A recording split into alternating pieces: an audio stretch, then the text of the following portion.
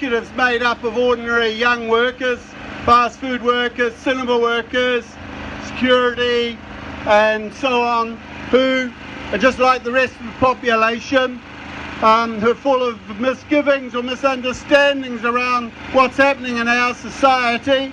Everyone's concerned about crime.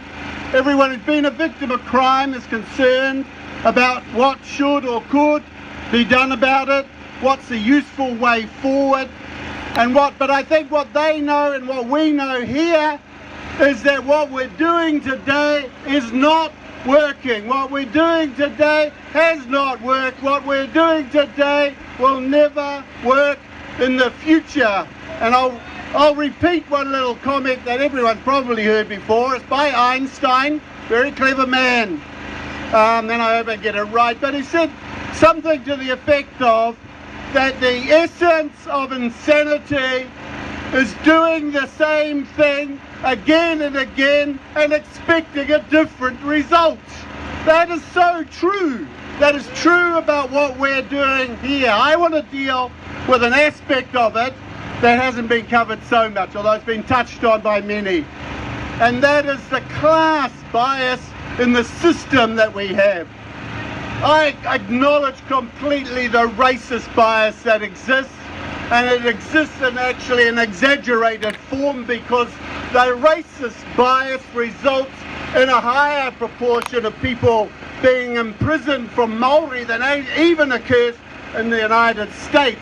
Percentage-wise, not an absolute percentage because they incarcerate a whole lot more people in total than we do, but in terms of the racist bias, it's actually greater in this country than it is in the United States. That is the nature of the system that we have. I acknowledge that.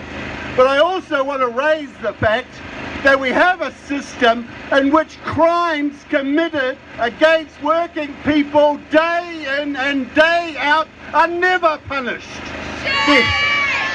The fast food employers in this country steal breaks off workers, 15-minute paid breaks every day by the thousand and never get held to account to it because it's not considered a real crime. We organise a picket outside a fast food joint and we've got 50 coppers pushing us back and stopping us exercising our lawful right to try to discourage people entering the fast food joint and buying their food on that day. We get 50 coppers down there within about 5 minutes, but these people steal off workers day in and day out and are never held accountable by the system that writes these laws in terms of what we're seeing today. I also want to raise one other thing.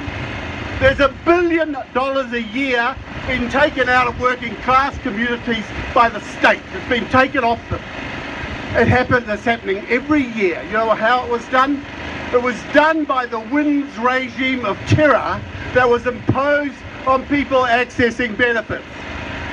We had last week, I read a couple of weeks ago, a coroner's report about the death of a woman committed suicide, and the coroner reported that because this person had been falsely accused of theft, being falsely accused, was being cut off and threatened with prosecution, but it was a false accusation, that the manager of the WINS had been operating on a target, an incentivized target to reduce the number of beneficiaries, not by any objective required, just an incentivized target to reduce them, absolutely.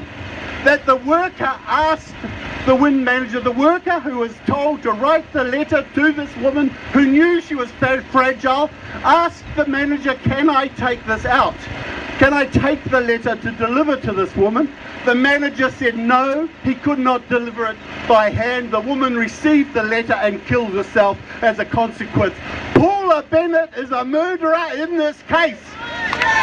Paula Bennett is the minister responsible for this case. But Paula Bennett has built this culture or maintained it. She didn't start it, has maintained this culture inside this organisation that is actually killing people, driving them to suicide, and again no one is being held accountable. I disagree with most liberals who write about the crime issue. I don't think crime's caused by being poor. No, that's not the cause of poverty. That's not the cause of crime. What causes crime is a breakdown in human solidarity. What causes crime is when we start treating each other as non-human in some aspect. It's when we start looking at someone else as a competitor that we need to drive down or beat down or hold our foot on their head in order to get ahead. This culture, these value systems are developed by a capitalist type of society. A society that lauds those who have accumulated wealth, that lauds however they accumulate it, that lauds the billionaire classes who have got rich through theft.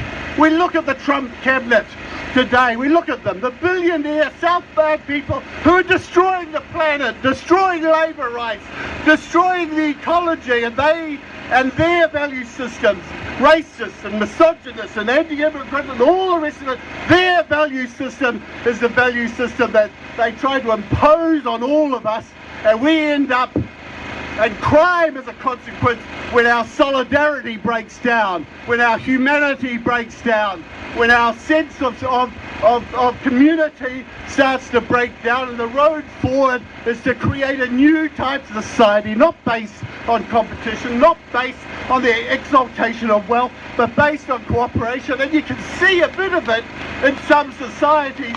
And I'll tell you a little story. I went to Venezuela, and they're under attack from the Americans. They're trying to make a little revolution.